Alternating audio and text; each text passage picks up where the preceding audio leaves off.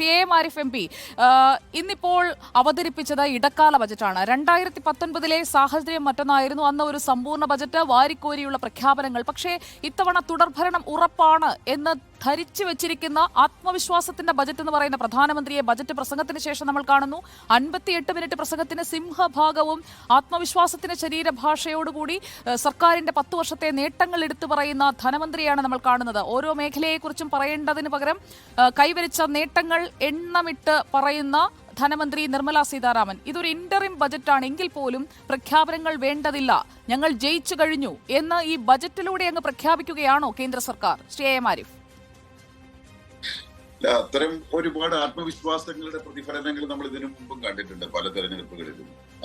ഒന്നും സംഭവിക്കാനില്ല, ഇന്ത്യ വല്ലാതെ വെട്ടിത്തിളങ്ങുന്നു, India shining എന്നൊക്കെ പറഞ്ഞുള്ള പല പ്രഖ്യാപനങ്ങളും നമ്മൾ കേട്ടിട്ടുള്ളതാണ്. അത് അങ്ങനെയുള്ള അമിത ആത്മവിശ്വാസങ്ങൾ ചിലപ്പോൾ ചില ഘട്ടങ്ങളിലൊക്കെ തകർന്നടിഞ്ഞ അനുഭവങ്ങളും നമ്മുടെ മുമ്പിലുണ്ട്.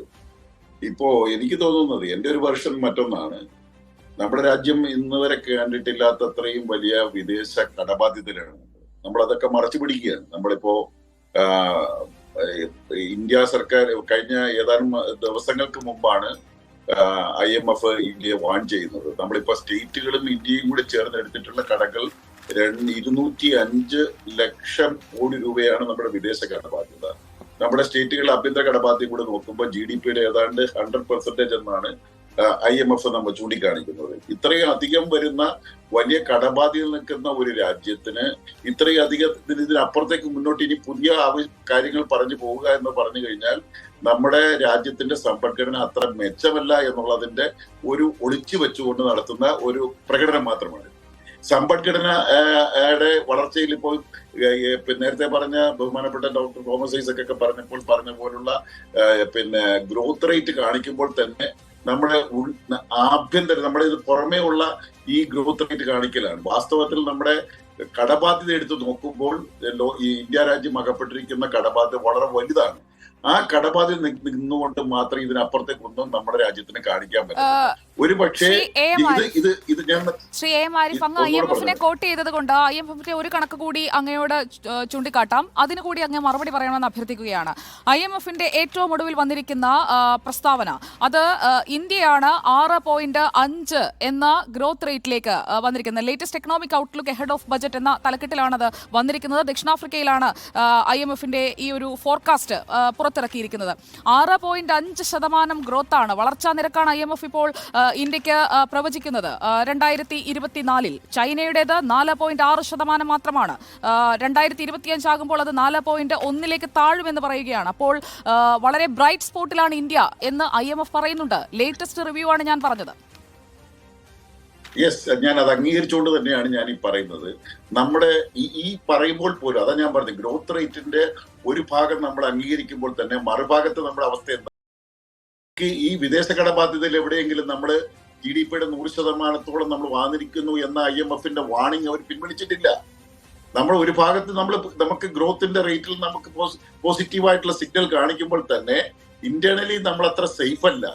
ഞാൻ പറയുന്നത് ഒരുപക്ഷെ BJP വളരെ അമിത ആത്മവിശ്വാസത്തിന്റെ അടിസ്ഥാനത്തിൽ അവരിനി അധികാരത്തിൽ വന്നു എന്ന് സങ്കല്പിച്ചാൽ ഈ കടബാധ്യതകളെയെല്ലാം അതിജീവിക്കാനുള്ള അധിക നികുതി ബാധ്യതയായിരിക്കും രാജ്യത്തെ ജനങ്ങളുടെ മേൽ അടിച്ചേൽപ്പിക്കാൻ സാധ്യതയുള്ളത് എന്നതുകൂടി ഭയപ്പെടേണ്ടിയിരിക്കുന്നു. പിന്നെ നമ്മൾ ഈ ഗ്രോത്ത് റേറ്റിനെ കുറിച്ച് പറയുമ്പോൾ പോലും നേരത്തെ ശ്രീ ധനകാര്യ വിദഗ്ധൻ പറഞ്ഞ പോയിന്റ്സ് നമുക്ക് മറക്കാനാവുമോ, മറച്ചു പിടിക്കാനാവുമോ? ഞാൻ തന്നെ പാർലമെന്റിൽ ചോദിച്ച ചോദ്യത്തിന് ഒരു ഉത്തരമായി 58,000 കൃഷിക്കാർ ഈ കഴിഞ്ഞ 8 കൊല്ലം, ഞാൻ 2 കൊല്ലം മുമ്പുള്ള ചോദ്യത്തിന്റെ മറുപടിയാണ്, 2 കൊല്ലമല്ല 1.5 കൊല്ലം മുമ്പുള്ള എന്റെ പാർലമെന്റിലെ മറുപടിയാണ്, എനിക്ക് തന്ന മറുപടിയാണ്. 58,000 കൃഷിക്കാർ ഇന്ത്യ രാജ്യത്ത് ആത്മഹത്യ ചെയ്തതിന്റെ കണക്ക് ഇന്ത്യൻ പാർലമെന്റിൽ വെച്ചിരിക്കുന്ന കണക്കാണ്. അവിടെ നിന്ന് കൃഷിക്കാരുടെ വരുമാനം ഇരട്ടിയാക്കുമെന്ന് പറഞ്ഞ് ഇതുപോലൊരു തെരഞ്ഞെടുപ്പ് ഘട്ടത്തിൽ പറഞ്ഞ വാഗ്ദാനം എവിടെ നിൽക്കുന്നു? ഇപ്പോൾ കൃഷിക്കാരുടെ അവസ്ഥ എവിടെ നിൽക്കുന്നു? രാജ്യം 45 വർഷക്കാലത്തിനിടയിൽ അഭിമുഖീകരിച്ചിട്ടില്ലാത്ത ഏറ്റവും വലിയ എക്കണോമിക് സർവേ ഇന്നലെ വെക്കേണ്ടതായിരുന്നു. ഇന്ന് ഈ ഇൻട്രീം ബഡ്ജറ്റ് വരുന്നതുകൊണ്ട്, അത് തന്നെ ഇൻട്രീം ബഡ്ജറ്റ് ആയതുകൊണ്ട് എക്കണോമിക് സർവേ വേണ്ട എന്ന് തീരുമാനിച്ചു, വന്നില്ല. പക്ഷെ 1.5 കൊല്ലം മുമ്പ് വെച്ചിരുന്ന 2 കൊല്ലം മുമ്പ് വെച്ചിരുന്ന എക്കണോമിക് സർവേ എന്താ പറഞ്ഞത്? രാജ്യം കണ്ടിട്ടില്ലാത്ത അത്രയും വലിയ തൊഴിലില്ലായ്മയാണ് ഇന്ത്യ രാജ്യം അഭിമുഖീകരിക്കുന്നത്. അത് അഡ്രസ് ചെയ്തോ? നമ്മൾ പിന്നെ ഇന്റർനാഷണൽ പാരാമീറ്റേഴ്സ് എല്ലാം ഒന്ന് എടുത്തു നോക്കിയേ, ഐക്യരാഷ്ട്രസഭയുടെ UN പോവർട്ടി ഇൻഡെക്സിന്റെ ഇതെടുത്തു നോക്കി. നമ്മളിപ്പോ 25 കോടി ആളുകളെ ദാരിദ്ര്യരേഖയിൽ നിന്ന് പുറത്തു കൊണ്ടുവന്നു എന്ന് പറയപ്പെടുമ്പോൾ പോലും റീസെന്റ് ആയിട്ടുള്ള അറ്റ് പ്രസന്റ് ആയിട്ടുള്ള ഡോക്യുമെന്റ്സ് നിങ്ങൾ നോക്കൂ. ഇന്ത്യ രാജ്യത്തിന്റെ പോവർട്ടി ഇൻഡെക്സ് നോക്കുമ്പോൾ നമ്മൾ അത്ര സേഫ് സോണിലല്ല. അതുപോലെ നമ്മുടെ ജനങ്ങളുടെ ഇപ്പൊ ധനകാര്യമന്ത്രി അവകാശപ്പെടുന്ന പോലെ ജനങ്ങളുടെ വാങ്ങൽ കഴിവിനെ വർദ്ധിപ്പിച്ചു, അത് വർദ്ധിപ്പിച്ചു, ഇത് വർദ്ധിപ്പിച്ചു എന്നൊക്കെ പറയുമ്പോൾ പോലും നമ്മുടെ സ്ഥിതി എന്താ? നമുക്ക് ഗ്യാസിന്റെ വില വർദ്ധിച്ചുകൊണ്ടേയിരിക്കുന്നു, ജീവിത ചെലവ് കൂടിക്കൊണ്ടിരിക്കുന്നു, നമ്മുടെ ഇൻഫ്ലേഷൻ വർദ്ധിച്ചുകൊണ്ടിരിക്കുന്നു. ഇതെല്ലാം നമ്മൾ കാണണ്ടേ? ഏതെല്ലാം നമ്മുടെ അഡ്രസ് ചെയ്യേണ്ട ഇഷ്യൂസിനെ അഡ്രസ് ചെയ്തോ? അപ്പൊ ഇതെല്ലാം സൂചിപ്പിക്കുന്നത് നാം അത്ര സേഫ് സോണിലല്ല. നമ്മളിപ്പോ ഇതൊന്നും ഇല്ലാതെ ഒരു അമിത വിശ്വാസം ആയിക്കോട്ടെ, ആ അമിത വിശ്വാസം അവരെ വിനാശത്തിലേക്ക് നയിക്കുന്നതാണ് എന്റെ പ്രതീക്ഷ. ശരി. You are watching Reporter Evening Show.